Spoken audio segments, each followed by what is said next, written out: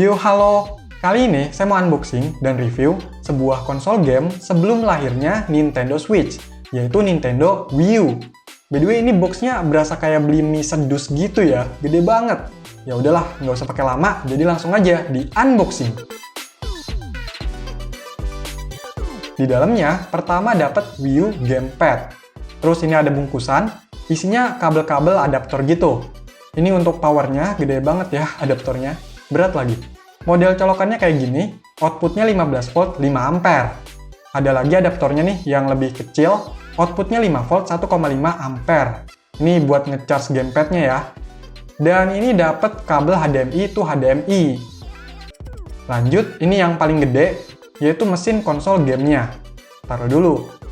Udah nggak ada apa-apa lagi, jadi itulah isi box dari Nintendo Wii U yang saya beli. Lanjut, cek unitnya. Oh iya, ini saya beli lewat Tokopedia dengan harga Rp1.650.000 untuk varian yang komplit 2 games. Ini kondisinya bekas atau refurbish ya, jadi ada yang udah diganti-ganti atau dibenerin gitu. Ntar coba dicek deh. Untuk gamepadnya itu kayak gini, dapat yang warna putih. Di bagian depan ada layar 6,2 inch touchscreen, di atasnya ada sensor bar dan kamera. Terus di kiri ada analog, D-pad, dan ini NFC untuk Amiibo. Di kanan ada analog, tombol XYAB, start, dan select. Di bawah ini ada lubang speaker 2, logo Wii U, mikrofon, tombol home, indikator baterai, tombol TV control, dan power. Di bagian sisi kanan kosong, sisi bawahnya ada lubang untuk aksesoris, sisi kiri kosong, di sisi atas ada tombol LR dan ZL/ZR. Terus ada pengatur volume, infrared, lubang jack audio, dan AC adaptor. By the way, ini ternyata nggak dikasih stylusnya ya. Untuk bagian belakang ada tulisan Nintendo, cover baterai, tombol cinch, dan keterangan modelnya WUP010. Ini unit Jepang ya. Ukuran gamepadnya ini lumayan besar, berasa kayak nampan nggak sih? Tapi bobotnya itu nggak begitu berat. Ya masih cukup enak lah dipegangnya. Lanjut, cek mesinnya. Dapat yang warna putih juga nih. Di sini ada tulisan Nintendo, lubang udara, terus di sisi depannya ada slot disk gamenya, indikator, tombol eject, power, cinch, dan di sini ada yang ngumpet, yaitu slot SD card. Udah dikasih nih, SD card-nya berkapasitas 1 GB, mereknya SanDisk. Terus di sini ada 2 lubang USB dan logo Wii U. Untuk sisi kanannya ada lubang-lubang udara, di belakang ada lubang AC adaptor, AV out kalau pakai kabel komponen, ada HDMI, sensor bar kayak di Nintendo Wii. Di sini ada kipas dan ada lagi nih 2 lubang USB. Di bagian bawahnya di sini ada keterangan modelnya WUP-101 dalam kurung 01. Dan ini unit Jepang juga ya. Memori internalnya 32 GB. Ini lumayan berat loh bobotnya. Tapi untuk ukurannya nggak gede-gede banget. Sama gamepadnya aja hampir sama nih. Lanjut, colok-colok kabelnya, yaitu AC adaptor untuk powernya dan HDMI untuk ke TV atau monitor. Oke, coba dinyalain, semoga bisa nyala.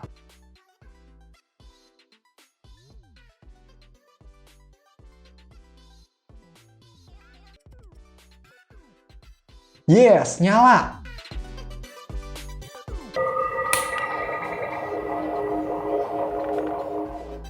Dan inilah tampilan awalnya. Coba cek ke setting, versi firmware-nya 5.5.2J. Jadi bener unit Jepang ya. Dan ini kondisinya udah pakai CFW atau custom firmware. Terus ini udah dikasih beberapa game, walau nggak banyak sih. Tapi ya udahlah, gas, cobain gamenya.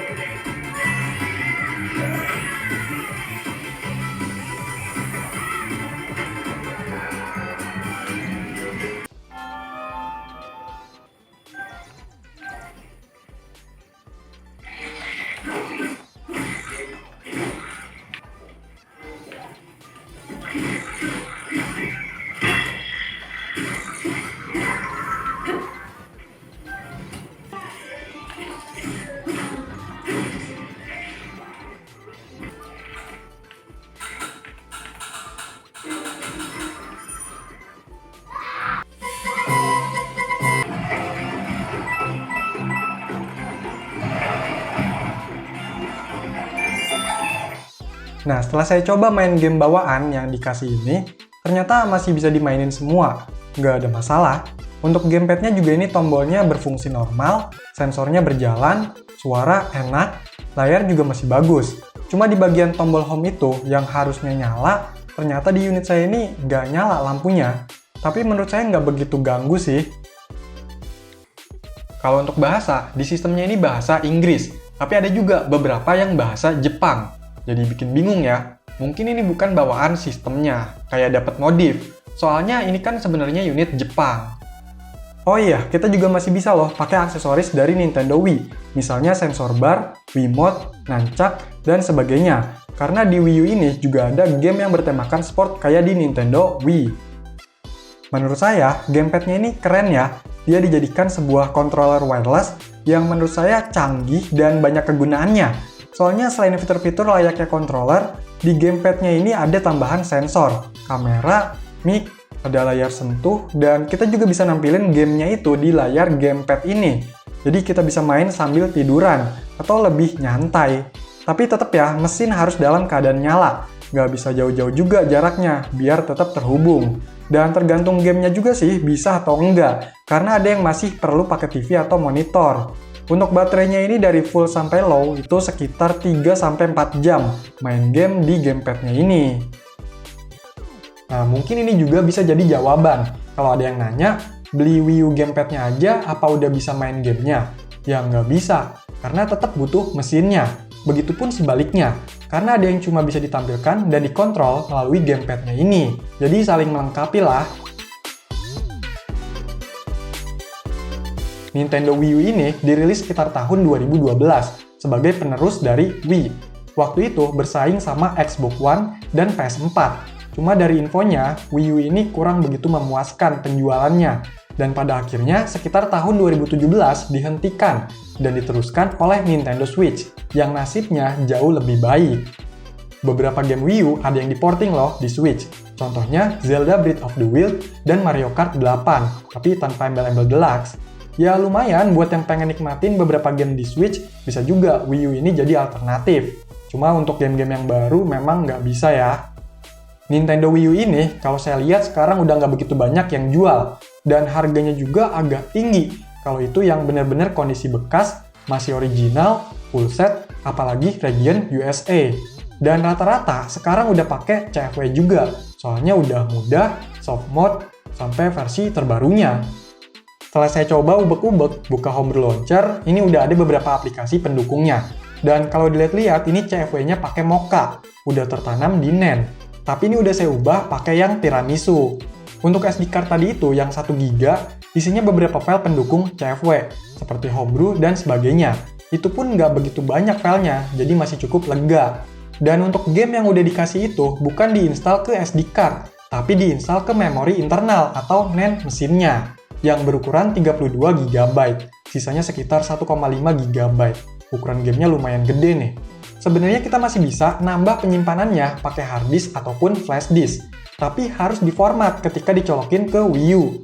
Nah, kalau pengen nambahin atau ubah gamenya, kita nggak bisa colok harddisk atau flashdisk tadi ke PC atau perangkat lain, karena nantinya minta format lagi. Jadi istilahnya ini udah punya si Wii U. Makanya itu, kita butuh si SD card tadi sebagai media transfer dan penyimpanan sementara untuk menginstal gamenya. Tapi karena ukuran gamenya itu gede-gede, otomatis kita nggak bisa masukin ke SD card bawahan yang 1 GB ini. Pinter juga ya. Jadi saya ganti pakai yang kapasitasnya 32 GB. Terus tinggal pindahin deh isi dari SD card lama ke SD card yang baru. Setelah itu, baru bisa nambahin game hasil backupan atau versi tani. Lewat PC ya, bisa colokin SD card-nya itu pakai card reader. Terus tinggal pindahin aja file game-gamenya ke folder install yang ada di SD card. Kalau udah, tinggal masukin lagi SD card-nya ke Wii U, nyalain, buka Homebrew Launcher, terus jalanin WUP Installer GX2. Nanti di sini, pilih nama folder atau game yang mau diinstal. Lalu muncul pilihan mau installnya ke NAND atau USB. Kalau mau nyimpennya itu ke hard disk atau flash disk, pilih yang USB. Udah deh, tinggal tunggu sampai selesai. Nah, kalau terinstall, nanti otomatis gamenya itu muncul di tampilan awal ini. Kita juga udah bisa ngapus file game yang ada di SD card tadi, karena ya gamenya udah keinstal ke hard disk atau flash disk atau NAND. Emang ribet ya buat masukin gamenya. Tapi kalau mau yang langsung udah banyak gamenya, kita bisa beli yang varian sepaket sama hard disk atau flash disk tambahan.